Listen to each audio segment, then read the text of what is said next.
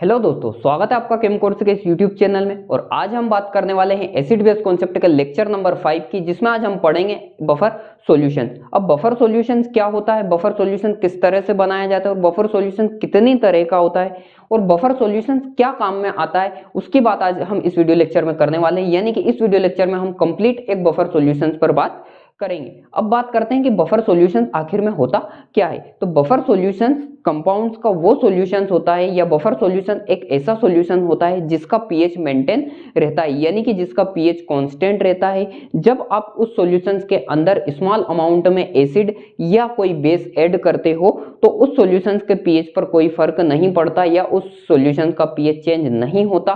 तो ऐसे सॉल्यूशंस को हम बफर सॉल्यूशंस कहते हैं। या आसान भाषा में हम इसे इस तरह से भी समझ सकते हैं कि बफर सॉल्यूशन वे सॉल्यूशन होते हैं जिसमें स्मॉल अमाउंट में कोई एसिड या कोई बेस मिलाने पर उसके पीएच पर कोई फर्क नहीं पड़ता या उसका पीएच चेंज नहीं होता। तो उस सॉल्यूशंस को हम बफर सॉल्यूशन कहेंगे। अब बफर सॉल्यूशंस कितनी तरह के होते हैं उनकी अगर हम बात करें, क्लासिफिकेशन ऑफ बफर सॉल्यूशन को अगर हम समझें, क्लासिफिकेशन ऑफ बफर सॉल्यूशन, बीएस लिख रहा हूं मैं इस बफर सॉल्यूशन को। तो बफर सॉल्यूशन जिस कंपाउंड से बना होता है उनके आधार पर हमने बफर सॉल्यूशन को यहाँ पे दो भागों में क्लासिफाई किया है। एक तो वो बफर सॉल्यूशन जो सिर्फ एक सिंगल कंपाउंड से मिलकर बना होता है या एक इंडिविजुअल कंपाउंड से मिलकर बना होता है, उस ऐसा बफर सॉल्यूशन। तो उस बफर सॉल्यूशन को हम कहेंगे solution of a individual substance. किसी एक इंडिविजुअल सब्सटेंस से जो बफर सॉल्यूशन बनता है वो सब सॉल्यूशन ऑफ इंडिविजुअल कंपाउंड। और इसमें कौन सा बफर सॉल्यूशंस आते हैं तो उनके एग्जांपल की अगर हम बात करें तो इसमें आता है अमोनियम एसीटेट का। ये जो अमोनियम एसीटेट का जो सॉल्यूशन होता है ये एज अ बफर यूज किया जाता है। कैसे यूज किया जाता है, किस तरह से ये काम करता है, इसकी भी हम बात करेंगे आगे। और सेकंड नंबर पे जो क्लासिफिकेशन आता है बफर सॉल्यूशन का, उसमें ऐसे सॉल्यूशंस आते हैं या ऐसे बफर सॉल्यूशंस आते हैं जो दो या दो से ज्यादा कंपाउंड का मिक्सचर होते हैं, यानी कि सॉल्यूशन ऑफ मिक्सचर, यानी कि दो या दो से ज्यादा कंपाउंड्स का मिक्सचर सॉल्यूशन जब बफर बनाता है तो उसे हम क्या बोलते हैं, सॉल्यूशन ऑफ मिक्सचर। अब ये भी दो तरह का होता है, सॉल्यूशन ऑफ जो मिक्सचर होता है बफर सॉल्यूशन का वो भी दो तरह का होता है। किस आधार पर ये दो तरह का होता है, तो ये इनके पीएच के आधार पर दो तरह का होता है। जब ऐसे कंपाउंड से जो बफर सॉल्यूशन बना है उसका पीएच अगर 7 से कम होता है तो उसे हम बोलते हैं एसिडिक बफर।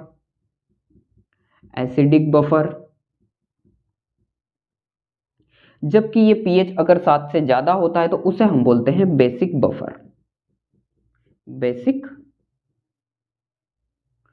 तो एसिडिक बफर क्या होता है, बेसिक बफर क्या होता है, तो ऐसा बफर जिसका पीएच 7 से कम होता है उसे हम एसिडिक बफर बोलते हैं, और ऐसा बफर जिसका पीएच 7 से ज्यादा होता है उसे हम बेसिक बफर बोलते हैं। तो ये हुआ बफर सॉल्यूशन का क्लासिफिकेशन। इसमें हमने दो तरह के बफर सॉल्यूशन देखे, ऐसे बफर सॉल्यूशन जो सिर्फ एक इंडिविजुअल कंपाउंड से मिलकर बना होता है वो बफर सॉल्यूशन, और उसमें एग्जाम्पल हमने किसका देखा, तो उसमें हमने एग्जाम्पल देखा अमोनियम एसीटेट का। इसमें एसिडिक बफर और बेसिक बफर आता है जो मिक्सचर से मिलकर बना होता है बफर सॉल्यूशन उसमें। अब एसिडिक बफर क्या होता है, बेसिक बफर क्या होता है, तो ऐसा बफर जिसका पीएच 7 से कम होता है वो एसिडिक, जिसका पीएच 7 से ज्यादा होता है वो बेसिक बफर। अब हम बात करते हैं कि ये जो बफर सॉल्यूशन बनाया गया है इसका पीएच क्यों चेंज नहीं होता या ये किस तरह से काम करता है उसकी हम बात करते हैं। पहले इसे हम थोड़ा सा रफ करते हैं, फिर हम बात करते हैं कि एक्शन ऑफ बफर या वर्किंग ऑफ बफर की बफर किस तरह से काम करता है। चलिए इसे पहले रफ कर लेते हैं।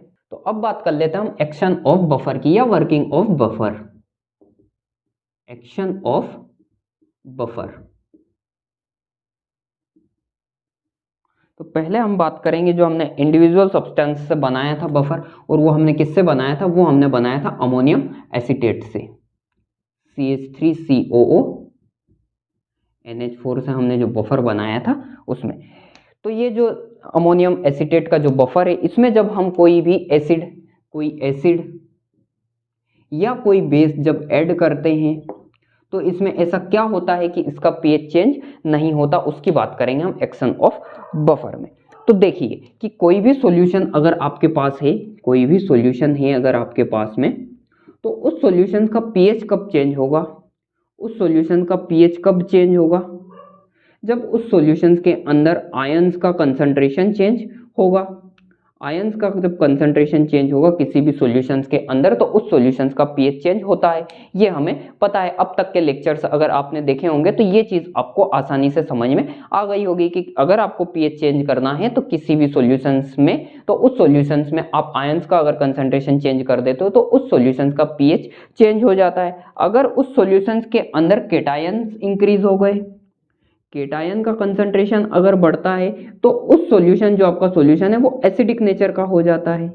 अगर केटायन का कंसंट्रेशन बढ़ता है तो एसिडिक नेचर का हो जाता है, यानी कि जो पीएच रहता है वो डिक्रीज कर जाता है। और अगर एनायन का कंसंट्रेशन बढ़ता है, एनायन का कंसंट्रेशन बढ़ता है, तो जो सॉल्यूशन है वो कैसा हो जाता है, सॉल्यूशन आपका बेसिक हो जाएगा, यानी कि जो आपका पीएच रहेगा वो इंक्रीज कर जाएगा, पीएच 7 से बढ़ जाएगा, या जो भी पीएच रहा हो उस सॉल्यूशन का, उससे वो सॉल्यूशन का पीएच इंक्रीज कर जाएगा अगर एनायन का कंसंट्रेशन बढ़ता है। तो ऐसा इस सॉल्यूशंस के अंदर क्या होता है, इस जो आपको दिया गया है यहाँ पे सॉल्यूशन अमोनियम एसीटेट का, इस सॉल्यूशन के पास ऐसी कौन सी कैपेबिलिटी होती है, ऐसी कौन सी योग्यता होती है कि जिसमें आप अगर कोई एसिड या कोई बेस, कोई एसिड, मान लो एसिड में हम HCl ही ले लेते हैं यहाँ पे, कि HCl डालते हो तो उसमें केटायन का कंसंट्रेशन ये सॉल्यूशन नहीं बढ़ने देता, ऐसे कौन से आयंस इसके अंदर होते हैं। या कोई बेस अगर आप डालते हो, मान लो NaOH हम यूज कर रहे हैं, तो NaOH डालते हो तो ऐसा इस सॉल्यूशंस में क्या होता है कि ये OH माइनस के कंसंट्रेशन को इंक्रीज नहीं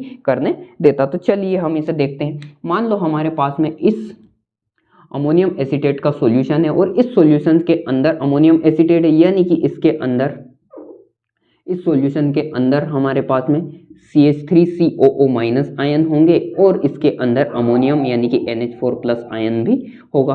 कुत्तों की आवाज को थोड़ा सा आप माइंड नहीं कीजिएगा, उधर ध्यान आपका मत जाइएगा, इधर आइए, आप बोर्ड पे ध्यान दीजिए और मेरी बातों पे आप ध्यान दीजिए। तो चलिए सॉल्यूशन में आते हैं। तो इस सॉल्यूशन के अंदर कौन कौन से आयन रहेंगे, इस सॉल्यूशन के अंदर 2 आयन रहेंगे। एनायन में आपके पास में रहेगा CH3COO माइनस और केटायन में रहेगा आपके पास में NH4+ आयन या अमोनियम आयन। और ये जो सॉल्यूशन आपने बनाया है ये किसके अंदर बनाया है, आपने वाटर के अंदर बनाया है, यानी कि इसमें H2O भी रहेगा। तो पहले हम बात कर लेते हैं, जब हम HCl मिलाते हैं तो इस सॉल्यूशन के अंदर ऐसा क्या होता है कि इसमें ये केटायन को इंक्रीज नहीं होने देता। तो चलिए हम देखते हैं। तो जब आप इस सॉल्यूशन के अंदर HCl मिलाते हैं, HCl ऐड करते हैं इस अमोनियम एसीटेट सॉल्यूशन के अंदर, तो HCl के पास होता है H+ और Cl-। अब HCl अगर किसी सॉल्यूशन के अंदर आप मिला रहे हो तो ऑब्वियसली सीधी सी बात है कि वो सॉल्यूशन एसिड होना चाहिए था, लेकिन ये बफर सॉल्यूशन है और बफर सॉल्यूशन की हमने डेफिनेशन पढ़ी है कि बफर सॉल्यूशन का पीएच चेंज नहीं होता, यानी कि उसमें आयन का कंसंट्रेशन चेंज नहीं होता। तो चलिए देखते हैं। तो यहाँ पे जब आपने HCl ऐड किया, चलिए हम यहाँ पे लिख देते हैं ऑन एडिंग एसिड। HCl की जगह आप कोई और भी एसिड ले सकते हो। तो जब आपने HCl ऐड किया तो इस सॉल्यूशन के अंदर जो वाटर के मॉलिक्यूल्स थे, इस सॉल्यूशन के अंदर जो वाटर के मॉलिक्यूल्स थे, इन वाटर के मॉलिक्यूल्स के साथ में ये HCl का जो H+ आयन है, केटायन है, जो हाइड्रोजन आयन है, ये हाइड्रोजन आयन ऐड कर जाता है। H+ ये H2O का मॉलिक्यूल्स ऐड हुआ और ये क्या बना लेता है, ये बना लेता है हाइड्रोनियम आयन, यानी कि H3O+, या इसे हम एक्वस आयन भी बोलते हैं। अब ये जो एक्वस आयन हुआ, ये जो एक्वस आयंस था आपका, ये एक्वस आयन इस CH3COO- आयन के साथ में रिएक्शन करता है। देखिए किस तरह से रिएक्शन करता है ये हाइड्रोनियम आयन, CH3COO- आयन के साथ में ये रिएक्शन करता है हाइड्रोनियम आयन, और ये क्या बना लेता है, ये हाइड्रोनियम आयन बना लेता है एसिटिक एसिड प्लस ये बना लेता है H2O वाटर बना लेता है। अब यहाँ पे आपके पास में क्या बचा, आपके पास में बचा है ये Cl- का आयन, क्लोरीन माइनस का आयन। ये क्लोरीन माइनस का आयन इस NH4+ के साथ ऐड हो जाता है, NH4+ प्लस ये Cl- और ये बना लेता है अमोनियम क्लोराइड, NH4Cl ये बना लेता है। तो अगर आप इन रिएक्शंस को गौर से देखें तो यहाँ पे कोई भी ऐसा आयन नहीं आया, कोई भी ऐसा आयन इंक्रीज नहीं किया इस सॉल्यूशन के अंदर, ना H+ इंक्रीज किया। देखिए ये वाटर का एक मॉलिक्यूल्स यहाँ पे यूज हुआ था, वो एज इट इज वो वापस फॉर्म हो गया। उसके बाद में यहाँ पे हमारे पास में बन के आता है acetic acid, acetic acid form हुआ और क्या फॉर्म हो जाता है, यहाँ पे फॉर्म हो जाता है अमोनियम क्लोराइड। अब जो एसिटिक एसिड होता है ये बहुत ही वीक एसिड होता है और इसका कैरेक्टरिस्टिक्स क्या होता है कि ये डिसोसिएट नहीं हो पाता इतनी आसानी से, ये इस सॉल्यूशन के अंदर अगेन डिसोसिएट नहीं होगा, यानी कि ये भी आयंस जनरेट नहीं करेगा, ये भी आयंस फॉर्म नहीं करेगा। और NH4Cl जो होता है ये एक सॉल्ट होता है, तो इस वजह से इस सॉल्यूशंस के पीएच में कोई चेंज नहीं आएगा, क्योंकि जब आपने जो HCl डाला उस HCl का H+ आयन यूज हो गया और उसने क्या बना लिया, उसने बना लिया यहाँ पर एसिटिक एसिड, जो कि एक बहुत ही वीक एसिड होता है और वो भी डिसोसिएट नहीं होता। तो इस सॉल्यूशंस के अंदर आयंस में कोई चेंज नहीं आएगा और इस सॉल्यूशन का पीएच मेंटेन रहेगा जब आप इसमें HCl ऐड कर रहे हो। अब अगर मान लो हमने ये तो HCl ऐड करके देख लिया, अब अगर मान लो हम बेस ऐड करके देखते हैं इस सॉल्यूशन के अंदर, तो चलिए बेस जब ऐड करते हैं तो क्या होता है, बेस में हम क्या ऐड कर लेते हैं, यहाँ पे हम NaOH ऐड जब इस सॉल्यूशन के अंदर करेंगे तो क्या होगा, देखिए इसे थोड़ा सा रफ करना पड़ेगा। चलिए हम इसमें अब NaOH ऐड करके देखते हैं इस सॉल्यूशंस के अंदर, तो क्या प्रक्रियाएं होंगी, कौन सी रिएक्शंस होगी और क्या क्या फॉर्म होगा उसकी हम बात करते हैं। तो जब हम NaOH ऐड करते हैं इस सॉल्यूशंस के अंदर, सॉल्यूशंस के अंदर कौन कौन से आयन थे, सॉल्यूशन के अंदर थे CH3COO- and ammonium ion NH4+ ion था। और जब आपने इसके अंदर NaOH डाला तो NaOH में कौन कौन से आयन्स आएंगे सॉल्यूशन के अंदर, NaOH के साथ आएंगे Na+ and OH- hydroxyl ion. अब अगर ये NaOH ऐड करने पर अगर सॉल्यूशन के अंदर एनायन इंक्रीज करते हैं या OH यानी कि हाइड्रोक्सिल आयन इंक्रीज करते हैं तो इसका पीएच बढ़ेगा, यानी कि सॉल्यूशन जो रहेगा आपका वो बेसिक हो जाएगा। क्या बेसिक होता है आपका सॉल्यूशन, चलिए देखते हैं हम। तो यहाँ पे Na+ और OH- है, जो कि वाटर के साथ तो रिएक्शन नहीं कर सकते, इसलिए डायरेक्ट जो ये OH- आयन रहता है, हाइड्रोक्साइड आयन रहता है, OH- आयन जो रहता है ये डायरेक्ट रिएक्शन कर लेता है किसके साथ में, NH4+ के साथ में।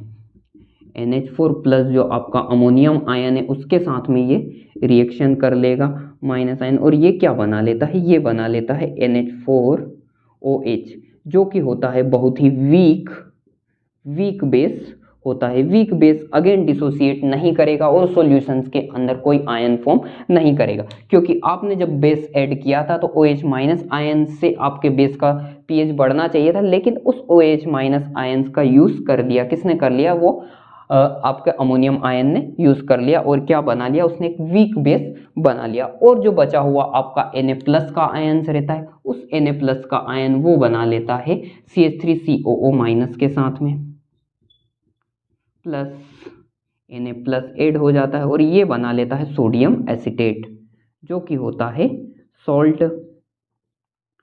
तो इस कंडीशन में भी जब आपने इसमें बेस ऐड किया तो भी इस सॉल्यूशंस का जो आपका अमोनियम एसीटेट का सॉल्यूशंस था, बफर सॉल्यूशन था, उसके पीएच पे कोई चेंज नहीं आएगा, उसका पीएच मेंटेन रहेगा, क्योंकि इस कंडीशन में भी उस सॉल्यूशन में कैटायन और एनायन दोनों में कोई चेंज नहीं आ रहा है, इसलिए उसका पीएच भी मेंटेन रहेगा। तो ये तो बात हो गई ऐसे बफर सॉल्यूशंस की जो कि एक इंडिविजुअल सब्सटेंस से बना हुआ था। अब हम बात करते हैं एसिड बफर की और फिर बात करेंगे हम बेसिक बफर की। पहले हम बात करेंगे कि एसिडिक बफर किस तरह से बनाए जाते हैं और उसके फिर एक्शन की बात करेंगे। तो चलिए पहले इसे रफ कर लेते हैं, फिर बात करते हैं एसिडिक बफर की। तो जो एसिडिक बफर होते हैं, अब नाम से ही यहाँ पे स्पष्ट है कि ऐसा बफर सॉल्यूशन रहेगा वो जिसका पीएच 7 से कम होगा, जो कि हम पहले भी बात कर चुके हैं कि एसिडिक बफर जो होते हैं उनका पीएच 7 से कम होता है। अब एसिडिक बफर किस तरह से बनाया जाता है, एसिडिक बफर में कौन कौन से सब्सटेंसेस यूज किए जाते हैं, उनकी हम बात पहले करेंगे, फिर हम उसके एक्शन की बात करेंगे या वर्किंग की बात करेंगे कि एसिडिक बफर किस तरह से काम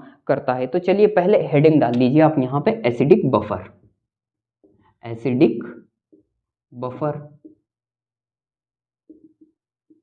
अब ये जो एसिडिक बफर होता है ये किन किन सब्सटेंसेस से मिलकर बना होता है। तो एसिडिक बफर को बनाने में एक वीक बेस की जरूरत लगेगी आपको, एक वीक एसिड की जरूरत लगेगी, सॉरी बेस नहीं, वीक एसिड की जरूरत लगेगी। एक वीक एसिड होना चाहिए, कोई भी वीक एसिड आप ले सकते हो। इस वीक एसिड में आप यहाँ पे ले लीजिए, आप ले लीजिए यहाँ पे एसिटिक एसिड ले लेते हैं हम, CH3COO सबसे कॉमन हमारा वीक एसिड है, CH3COOH वीक एसिड ले लीजिए। और आप इसके साथ में ले लीजिए एक सॉल्ट ले लीजिए, एक सॉल्ट ले लीजिए। अब हमको पता है कि सॉल्ट किन किन चीज़ों से मिलकर बना होता है, तो सॉल्ट बना होता है एक एसिड प्लस बेस के कॉम्बिनेशन से, या एसिड और बेस के मिलने से सॉल्ट बना हुआ होगा। और सॉल्ट आप कौन सा लेंगे, तो वो सॉल्ट आप लेंगे जिसमें जो एसिड यूज हुआ है जिस सॉल्ट के बनने में, वो एसिड वही एसिड रहेगा जो एसिड आपने वीक एसिड लिया है। ऐसा क्यों, कि यही वाला एसिड क्यों यूज किया हमने, या यही वाला सॉल्ट क्यों लिया, इसका जवाब भी आपको मिल जाएगा जब हम एक्शन ऑफ एसिडिक बफर देखेंगे कि हमने वही वाला एसिडिक या वही वाला सॉल्ट यूज क्यों किया जिसमें वही आयंस हो, या वही उसी वीक एसिड से जो बना हुआ उसी वीक एसिड का जो कॉन्जुगेट हो वही वाला वीक एसिड क्यों लिया हमने, या वही सॉल्ट क्यों लिया। और बेस कौन सा लेंगे आप, बेस लेंगे आप स्ट्रॉन्ग बेस कोई सा भी ले सकते हैं, स्ट्रॉन्ग बेस कोई सा भी यूज आप यहाँ पे कर सकते हैं। तो एसिडिक बफर किन किन चीजों से मिलकर बना हुआ होता है, तो एसिडिक बफर में एक वीक एसिड होता है प्लस एक सॉल्ट होता है, और वो सॉल्ट कौन सा रहेगा, तो वो सॉल्ट उस एसिड से मिलकर बना हुआ होना चाहिए जो वीक एसिड आपने यूज किया है। चलिए यहाँ पे हम एक एग्जांपल लेते हैं कि इस एग्जांपल में हमारा कौन कौन से वीक एसिड और सॉल्ट आते हैं। तो हमने एसिडिक वीक एसिड में तो ले लिया हमने यहाँ पे एसिटिक एसिड, और सॉल्ट हम कौन सा ले लेते हैं यहाँ पे, तो सॉल्ट हम यहाँ पे ले लेते हैं सोडियम एसीटेट, यहाँ पे हम ले लेते हैं CH3COO हम यहाँ पे ले लेते हैं, क्योंकि ये स्ट्रॉन्ग बेस कौन से बेस से मिलकर बना हुआ है, ये NaOH से मिलकर बना हुआ है, स्ट्रॉन्ग बेस से मिलकर बना हुआ है हमारा सोडियम एसीटेट। तो एसिड आपके पास में वीक एसिड में क्या हो गया, सोडियम एसिटिक एसिड, और सॉल्ट में क्या हो गया आपके पास में सोडियम एसीटेट हो गया। अब ये किस तरह से काम करता है, चलिए इसकी हम बात कर लेते हैं यहाँ पे। तो इसे थोड़ा सा रफ करके हम साइड में पहले लिख लेते हैं। तो आपने जो एसिड लिया है वो एसिड लिया है आपने एसिटिक एसिड CH3COOH, और आपने जो सॉल्ट लिया है वो लिया है आपने सोडियम एसीटेट यानी कि CH3COO। तो चलिए ये हमें इस सोल्यूशन और इसका हमारे पास में बफर सॉल्यूशन है, तो ये सॉल्यूशंस के अंदर कौन कौन से आयन प्रोड्यूस करेगा उनकी हम बात यहाँ पे पहले कर लेते हैं। चलिए, तो वीक एसिड जो आपका है वो वीक एसिड आपका प्रोड्यूस करेगा उस सॉल्यूशन के अंदर CH3COO- आयन प्लस एक H+ आयन प्रोड्यूस करेगा। और जो आपका सॉल्ट है, सॉल्ट से आपके कौन से आयन प्रोड्यूस होंगे, सॉल्ट से आपके होंगे CH3COO- प्लस एक Na+। अब यहाँ पे एक क्वेश्चन आता है, आपके दिमाग में भी एक क्वेश्चन आ रहा होगा कि हमने जो एसिड यूज किया है एसिडिक बफर बनाने में, वो एसिड हमने वीक ही एसिड क्यों यूज किया, हम यहाँ पे स्ट्रॉन्ग एसिड भी तो ले सकते थे। ठीक है, फिर दूसरा क्वेश्चन क्या आता है कि हमने जो सॉल्ट यूज किया है उस सॉल्ट के अंदर जो कॉमन आयन आ रहा है, या वो सॉल्ट हमने ऐसा क्यों यूज किया है जिस सॉल्ट में वही वाला एसिड यूज किया गया हो उस सॉल्ट के बनाने में जो एसिड हमने यूज किया है, जो वीक एसिड हमने लिया है। यानी कि ये दोनों जो क्वेश्चन है ये आपके दिमाग में यहाँ पे आ रहे होंगे, तो इन दोनों क्वेश्चन का भी हम आपको जवाब देंगे। अभी हमारा बफर यहाँ पे तैयार हो गया। अब इस बफर का हम एक्शन देखते हैं, या इस बफर की हम वर्किंग देखते हैं।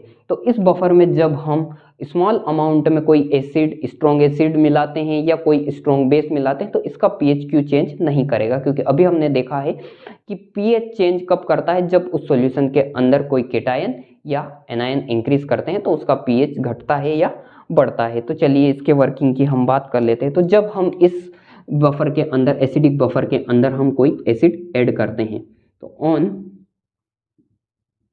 एडिंग HCl ऐड कर रहे हैं हम, एसिड ऐड कर रहे हैं यहाँ पे, तो इसके पीएच में क्या फर्क आएगा उसकी हम बात करते हैं। तो जब आपने HCl ऐड किया तो HCl से आया आपके पास में H+ और Cl-, यहाँ पे ये HCl देगा। अब यहाँ पे जब आपने HCl ऐड किया तो इस सॉल्यूशन के अंदर H+ आयन इंक्रीज हुए होंगे, तो इसका पीएच डिक्रीज करना चाहिए, इसका एसिडिक नेचर बढ़ना चाहिए था, लेकिन क्या बढ़ता है एक्चुअल में उसकी हम बात करते हैं। तो जब आपने यहाँ पे HCl ऐड किया तो ये जो H प्लस आयन प्रोड्यूस हुआ है HCl से, इस H प्लस आयन्स को ये CH3COO माइनस एक्सेप्ट कर लेगा। क्या कर लेगा? CH3COO माइनस इस H प्लस को ग्रहण कर लेगा और क्या बना लेगा? ये बना लेगा acetic acid again. Acetic acid इसने अगेन बना लिया।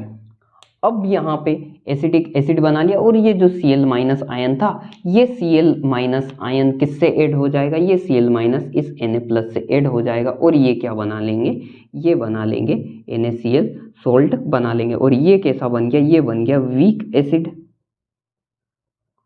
वीक एसिड बन गया। वीक एसिड अगेन यानी कि वीक इलेक्ट्रोलाइट की तरह ये यूज करेगा, कंप्लीटली डिसोसिएट नहीं होगा और ये NaCl जो रहेगा ये कंप्लीटली डिसोसिएट हो सकता है।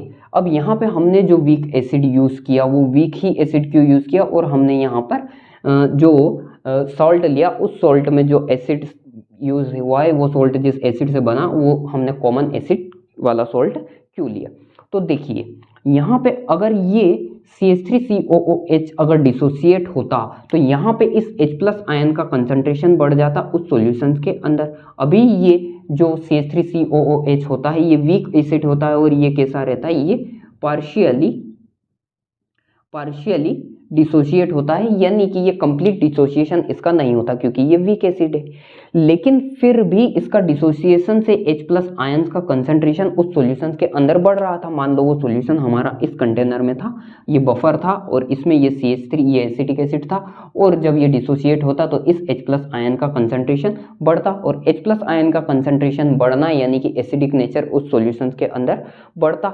लेकिन आपने जो सॉल्ट यूज किया है उस सॉल्ट के डिसोसिएशन से, अब सॉल्ट तो कंप्लीट डिसोसिएट हो जाएगा, उस सॉल्ट के डिसोसिएशन से CH3COO माइनस आयन प्रोड्यूस हुआ, यहाँ पे भी CH3COO माइनस आयन प्रोड्यूस हुआ। तो यहाँ पे एक फिनोमिना काम करता है, एक नियम काम करता है और उस नियम को हम बोलते हैं, उस इफेक्ट को हम बोलते हैं कॉमन आयन इफेक्ट। और कॉमन आयन इफेक्ट आने की वजह से ये जो डिसोसिएशन हो रहा था, ये जो एसिटिक एसिड का डिसोसिएशन हो रहा था, पार्शियली डिसोसिएशन हो रहा था, ये पार्शियली डिसोसिएशन और डिक्रीज कर जाता है और इसके और डिक्रीज करने से इस सॉल्यूशन के अंदर जो H प्लस आयन इंक्रीज कर रहे होंगे वो H प्लस आयन का इंक्रीज होना और कम हो जाएगा और कम इनका कंसंट्रेशन हो जाएगा और इसका जो pH रहेगा वो रिमेन कांस्टेंट रहेगा, क्योंकि इस सॉल्यूशन के अंदर आपको डर था कि H प्लस आयन का कंसंट्रेशन बढ़ जाएगा ये जब एसिटिक एसिड डिसोसिएट करेगा। लेकिन यहाँ पे कॉमन आयन इफेक्ट लगने की वजह से इस एसिटिक एसिड का डिसोसिएशन और कम, पहले तो वो पार्शियली था लेकिन कॉमन आयन इफेक्ट आने की वजह से और डिक्रीज कर गया और डिक्रीज करने से ये H प्लस आयन का कंसंट्रेशन भी डिक्रीज कर जाता है इस सॉल्यूशन के अंदर। तो इसलिए हमने यहाँ पर ऐसा सॉल्ट लिया जिसमें कि कॉमन आयन हो, क्योंकि हमें कॉमन आयन इफेक्ट यहाँ पर लगाना था। और कॉमन आयन इफेक्ट हमने क्यों लगाया? क्योंकि हमें एसिटिक एसिड का डिसोसिएशन कम से कम होना मांगता था या कम से कम होने हमें चाहते थे रिएक्शंस के लिए। और अब बात आती है कि हमने यहाँ पर ये वीक एसिड क्यों लिया। अगर हम यहाँ पे स्ट्रॉन्ग एसिड लेते तो स्ट्रॉन्ग एसिड अगर हम यहाँ पर लेते और अगर हम सॉल्ट भी स्ट्रॉन्ग एसिड का बना हुआ कोई सॉल्ट ले लेते तो ये जो स्ट्रॉन्ग एसिड रहता, ये स्ट्रॉन्ग एसिड हमें पता है कि कंप्लीटली डिसोसिएट करता और कंप्लीटली डिसोसिएट पे ये वही H प्लस आयन का कंसंट्रेशन सॉल्यूशन के अंदर बढ़ा देता। तो आप एसिड नहीं भी मिलाते, एसिड ऐड नहीं भी करते, उसके बावजूद भी इस सॉल्यूशंस का अंदर जैसे ही आप पानी के साथ उसका सॉल्यूशन बनाते उसका pH अपने आप इंक्रीज कर जाता क्योंकि वो कंप्लीट आयोनाइज हो जाता। तो यहाँ से आपको समझ में आया होगा कि हमने ये वीक एसिड क्यों लिया और हमने ये कॉमन आयन वाला सॉल्ट क्यों लिया। तो ये तो बात हुई जब हमने एसिडिक बफर के अंदर ऐड किया HCl या कोई एसिड ऐड करने पर। अब हम बात करते हैं कि जब हम बेस ऐड करते हैं तो किस तरह से बफर सॉल्यूशंस अपना pH को मेंटेन करके रखता है। चलिए इसे रफ कर लेते हैं, फिर हम देखते हैं कि बफर सॉल्यूशन किस तरह से किसी भी बेस के ऐड करने पर pH मेंटेन करके रखेगा। सॉल्यूशन हम एसिडिक सॉल्यूशन हम वही लेंगे, एसिडिक बफर जो हम ले रहे हैं वो वही हम लेंगे और उसमें अब हम ऐड क्या करने वाले हैं, उसमें ऐड हम करेंगे कोई भी एक बेस ऐड करेंगे हमारे सॉल्यूशन के अंदर। सॉल्यूशन हमने कौन सा लिया था? एसिडिक एसिड प्लस हमने लिया था सोडियम एसीटेट का।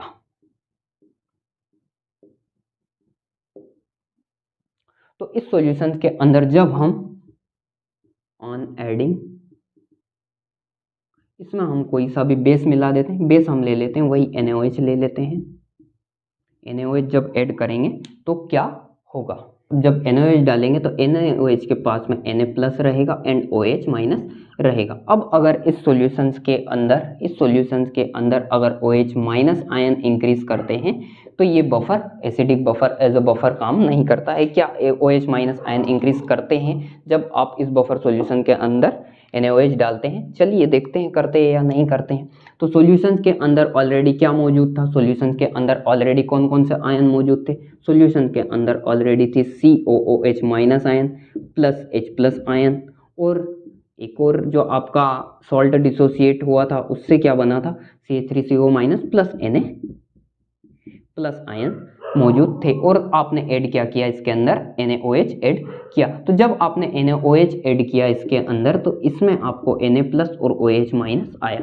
अब ये जो OH माइनस आयन रहेगा, हाइड्रोक्सिल जो आयन रहेगा, ये हाइड्रोक्सिल आयन रिएक्ट कर लेता है इस H प्लस आयन के साथ। ये हाइड्रोक्सिल आयन किससे रिएक्ट कर लेता है, H प्लस आयन के साथ, और ये फॉर्म क्या कर लेंगे, वाटर फॉर्म कर लेंगे, वाटर का मॉलिक्यूल फॉर्म कर लेंगे। वाटर कैसा होता है, वाटर होता है वीक बेस या weak acid, as a weak base या वीक एसिड इसने फॉर्म कर लिया। और जो आपका Na प्लस था, Na प्लस रिएक्ट कर लेगा इन CH3CO माइनस के साथ, और ये क्या फॉर्म कर लेगा, ये फॉर्म कर लेंगे CH3CO सोडियम एसीटेट फॉर्म कर लेंगे, sodium acetate as a salt form कर लेंगे। तो इस सॉल्यूशंस के अंदर भी कोई हाइड्रोक्सिल आयन का कंसंट्रेशन नहीं बढ़ रहा, क्योंकि हाइड्रोक्सिल आयन जो आ रहे थे, आपने जो NaOH डाला था और हाइड्रोक्सिल आयन आ रहे थे, वो हाइड्रोक्सिल आयन यूज हो गए H प्लस के साथ, और उन्होंने वाटर फॉर्म कर लिया, वीक बेस फॉर्म कर लिया, जो अगेन डिसोसिएट नहीं करेगा, वाटर डिसोसिएशन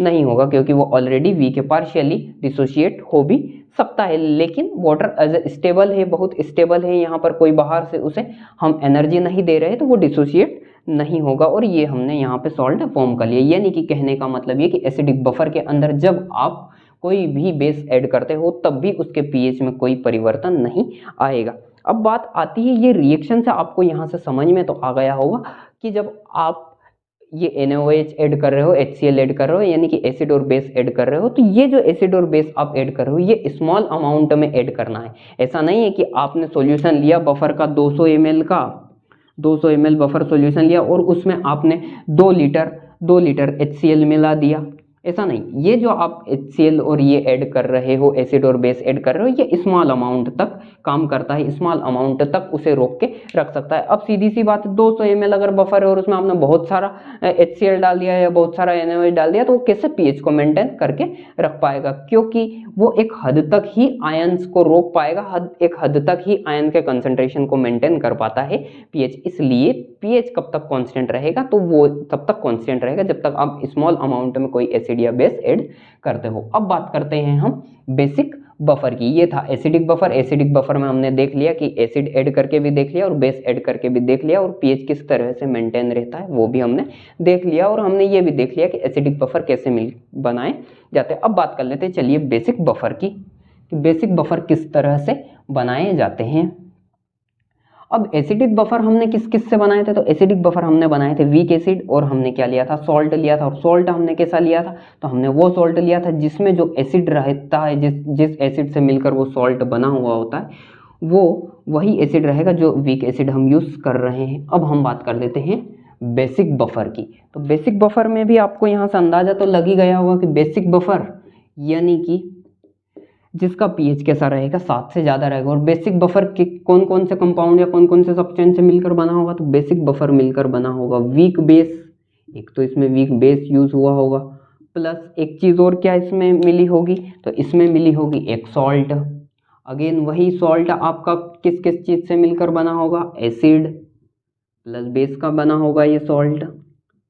तो इस सॉल्ट के अंदर जो बेस यूज होगा, वो बेस कौन सा यूज होगा, वो बेस वही यूज होना चाहिए, या वही ये सॉल्ट उसी बेस का होना चाहिए जो वीक बेस आप यूज कर रहे हो उस बेसिक बफर को बनाने में। अगर मान लो यहाँ पे आपने वीक बेस यूज किया, क्या वीक बेस हम ले लें, यहाँ पे एग्जांपल ले लेते हैं, चलिए हाइड्रोक्साइड का हम एग्जांपल ले लेते हैं, वीक बेस हमने अमोनियम हाइड्रोक्साइड यूज़ किया। तो अब हम जो सॉल्ट यूज़ करने वाले हैं, अब ये जो आप एसिड ले रहे हो, एसिड कौन सा लोगे आप? अब एसिड आप स्ट्रॉन्ग एसिड लोगे,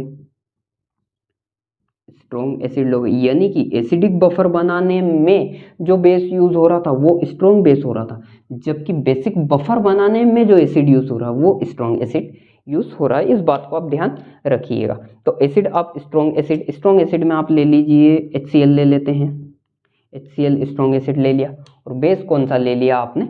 बेस आपने ले लिया वही वाला बेस जो कि वीक बेस आप यूज कर रहे हो। तो यहाँ से आपका सॉल्ट जो रहेगा, सॉल्ट आपका क्या बन जाएगा? सॉल्ट बन जाएगा यहाँ से आपका वीक बेस और स्ट्रॉन्ग एसिड का जो सॉल्ट बनने वाला है आपका, वो सॉल्ट आपका बन जाएगा NH4Cl, अमोनियम क्लोराइड सॉल्ट बन जाएगा। यानी कि जो आप यहाँ से पर बेसिक बफर ले रहे हो वो बेसिक बफर कौन सा रहेगा?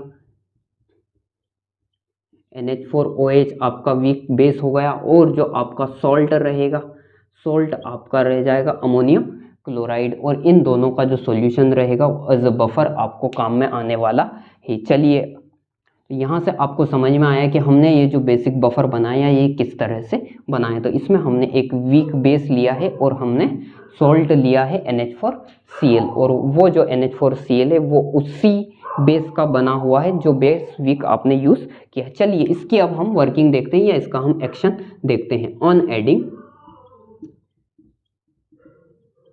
ऑन एडिंग पहले हम इसमें एसिड डाल के देखते हैं। स्ट्रॉन्ग एसिड का स्मॉल अमाउंट हम यूज यहाँ पे करने वाले हैं। तो स्मॉल एसिड का हम कौन सा एसिड यूज कर लेते हैं? हम HCl ही यूज करेंगे। हम ऐसा जरूरी नहीं है HCl ही यूज करें, आप कोई और दूसरा भी स्ट्रॉन्ग एसिड यूज कर सकते हैं, लेकिन स्मॉल अमाउंट में। ठीक है, चलिए ऐड करने पे हमको क्या क्या मिलता है। पहले हमारे पास में सॉल्यूशन के अंदर NH4+ ion and OH- ion होंगे, यहाँ पे NH4+ आयन होंगे और Cl- आयन होंगे। जब आपने इसके अंदर HCl ऐड किया तो HCl ऐड करने पर आपका जो सॉल्यूशन के अंदर H+ और Cl- गए होंगे। तो ये जो H+ आयन गया, ये H+ आयन किससे रिएक्ट कर लेगा? ये H+ आयन रिएक्शन कर लेगा OH- से, और क्या फॉर्म कर लेगा? ये फॉर्म कर लेगा H2O। अगेन इसने वीक बेस फॉर्म कर लिया यहाँ पे, जो कि वीक इलेक्ट्रोलाइट होता है, जो कि पार्शियली डिसोशिएट होगा या डिसोशिएशन नहीं भी करेगा। और आपके पास में जो Cl- बचता है, इस Cl- को एक्सेप्ट कर लेगा, कौन कर लेगा? NH4+, और क्या बना लेगा? ये बना लेगा अगेन आपका सॉल्ट बना लेगा NH4Cl। तो इस सॉल्यूशंस के अंदर कोई भी ऐसा आयंस नहीं आया या ऐसा आयंस नहीं बचा जो इस सॉल्यूशंस के अंदर कंसंट्रेशंस को चेंज करे, कैटायन के कंसंट्रेशन को इंक्रीज करे या उसके पीएच को डिक्रीज करे। यानी कि बेसिक जो बफर होता है उसमें एसिड ऐड करने पर उसका पीएच मेंटेन रहेगा। क्यों मेंटेन रहेगा? क्योंकि यहाँ पे कोई भी आयन का कंसंट्रेशन चेंज नहीं हो रहा। चलिए ये ऑन एडिंग एसिड देख लिया, अब हम बेस मिलाकर देखते हैं। ऑन एडिंग बेस कोई भी हम एक स्ट्रॉन्ग बेस यूज कर लेंगे। बेस हम मिला के देख लेते हैं। बेस कौन सा मिलाते हैं हम?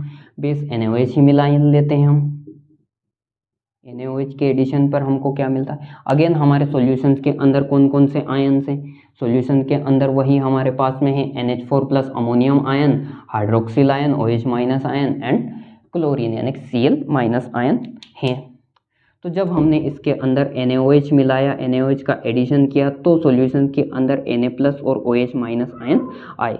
अगेन ये जो OH- आयन रहेगा, ये OH- आयन किससे रिएक्ट कर लेगा? ये OH- आयन यहाँ से NH4+ के साथ में रिएक्शन कर लेगा, NH4+ OH- आयन, और ये क्या बना लेगा? NH4OH, जो कि कैसा होता है? जो कि वीक बेस होता है।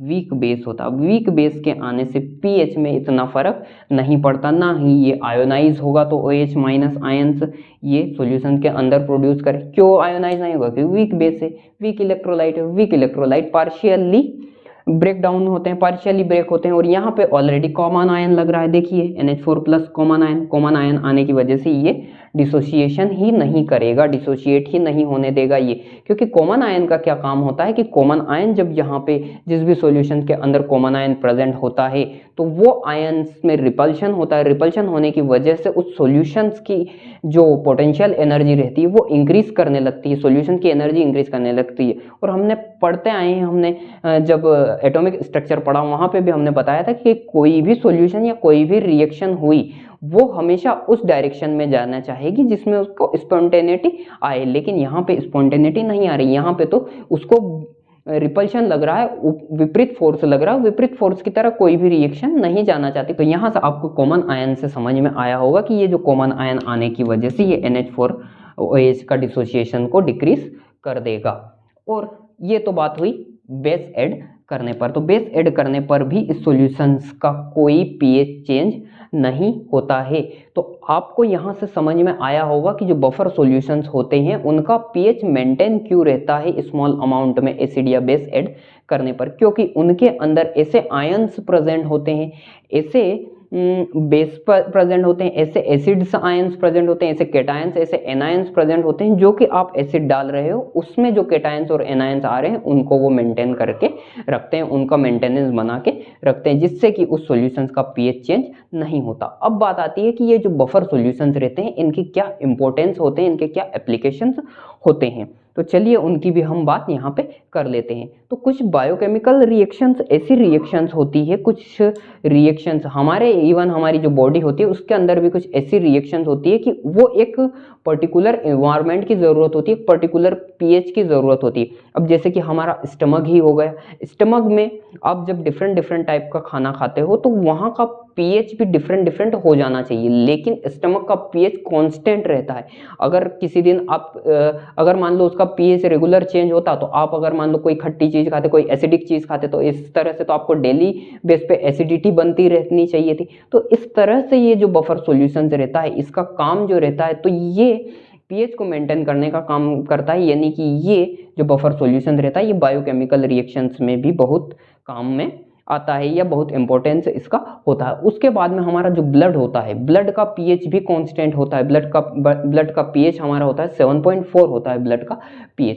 अगर आप वही चीज़ हुई कि अगर आप किसी दिन ज़्यादा एसिडिक चीज़ खा लेते हो तो आपका ब्लड तो एसिड हो जाना चाहिए था, लेकिन ऐसा होता है क्या? ब्लड का pH तो कांस्टेंट रहता है, ह्यूमन ब्लड का pH हमेशा 7.4 से ज़्यादा या कम नहीं होता है। तो बफर जो सॉल्यूशंस होता है उनका काम होता है बायोकेमिकल रिएक्शंस को वो जब हो रही हो तो बायोकेमिकल रिएक्शन में pH को मेंटेन करके रखे। उसके बाद में बफर सॉल्यूशंस का क्या काम में होता है, कुछ पर्टिकुलर बैक्टीरियल ऐसी रिएक्शंस होती है जिन रिएक्शंस के लिए जो बैक्टीरिया जो फॉर्मेशन हो रहा है, जो बैक्टीरिया फार्मिंग हो रही है, उस बैक्टीरिया को फॉर्मेशंस के लिए एक पर्टिकुलर pH की ज़रूरत होती है। तो उस pH को मेंटेन करने के लिए भी बफर सॉल्यूशंस का यूज़ किया जाता है। उसके बाद में बफर सॉल्यूशंस के क्या उपयोग हो सकते हैं, तो बफर सॉल्यूशन का एक उपयोग ये भी होता है या बफर सॉल्यूशन का एक इंपॉर्टेंस ये भी होता है कि बफर सॉल्यूशन किसी भी रिएक्शंस की जो रेट मेजर करते हैं हम, क्योंकि कोई भी रिएक्शन, कुछ रिएक्शंस ऐसी होती है जो पर्टिकुलर pH पर ही अकर करती है, लेकिन उन रिएक्शन से जो प्रोडक्ट फॉर्म हो रहे हैं वो प्रोडक्ट एसिडिक या बेसिक होने की वजह से उन रिएक्शंस का जो pH रहता है वो डिस्टर्ब हो जाता है। तो उस ऐसी रिएक्शंस का pH को मेंटेन करने के लिए भी बफर सॉल्यूशन का यूज़ किया जाता है। उसके बाद में बफर सॉल्यूशन का क्या उपयोग होता है, तो बफर सॉल्यूशन का एक बहुत ही इंपॉर्टेंट उपयोग होता है कि जो आपका pH मीटर होता है, pH मीटर जिससे आप pH मेजर करते हो, उसके कैलिब्रेशन में भी बफर सॉल्यूशन का उपयोग किया जाता है। कैलिब्रेशन क्या होता है कि मान लो आपके पास में कोई pH मीटर है, pH मीटर आपने देखा ही होगा, इस तरह का एक मीटर होता है जिसमें एक इलेक्ट्रोड होता है। उस इलेक्ट्रोड को आप एक सॉल्यूशन के अंदर डीप करते हो, यहाँ पे एक डिस्प्ले होती है जिसपे इस सॉल्यूशन का pH वो बताता है, एक इलेक्ट्रोड होता है यहाँ पर। तो ये pH मीटर आपने अगर नहीं देखा हो तो आप गूगल पे भी सर्च कर लीजिए pH मीटर। अभी तो बहुत एडवांस pH मीटर भी आ गए हैं, तो आपकी लेबोरेटरी में एक आध pH मीटर तो ज़रूरी होगा ही होगा। तो चलिए बफर सॉल्यूशन का क्या उपयोग होता है उसकी बात करते हैं। तो इस pH का जो कैलिब्रेशन हो रहा है,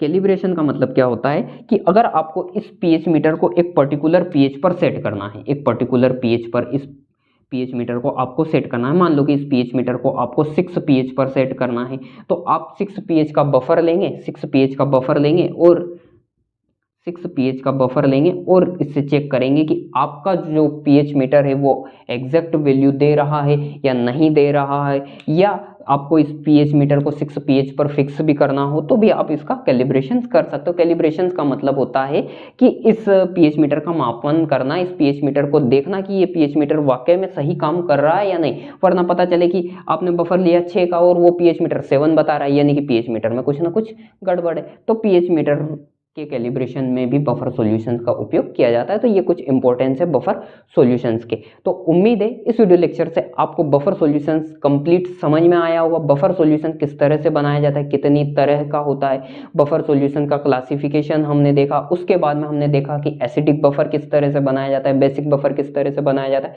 और हमने समझा कि बफर सॉल्यूशन किस तरह से काम करता है, किस तरह से वर्किंग करता है। तो अगर आपको ये वीडियो लेक्चर पसंद आया तो इस वीडियो लेक्चर को अपने दोस्तों के साथ जरूर शेयर कीजिए, और स्पेशली उन दोस्तों के साथ जरूर शेयर कीजिएगा जो आपके साथ पढ़ते हैं, जो आपके फ्रेंड हैं, जिनको बफर सॉल्यूशन पढ़ने की जरूरत है। और ये जो बफर सॉल्यूशन है ये 11th में भी है, इवन आपको ये बीएससी फर्स्ट ईयर में भी है।